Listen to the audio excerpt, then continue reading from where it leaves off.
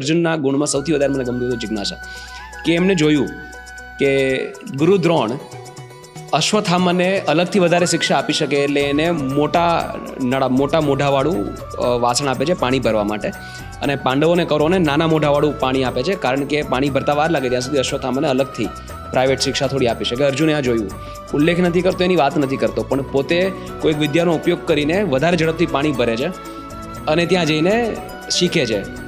બીજી વસ્તુ કે જે પેલો અંધારાવાળો પ્રયોગ ગુરુએ કર્યો, કે રોજે જમવાની પ્રેક્ટિસથી પણ જ્યારે અંધારું છે તો હાથ તમારો રાઈટ જગ્યાએ પહોંચી જાય. આપણા બધાના જીવનમાં થાય છે. હું પણ અંધારામાં જમી શકું છું, મારો હાથ રાઈટ જગ્યાએ પહોંચી જાય.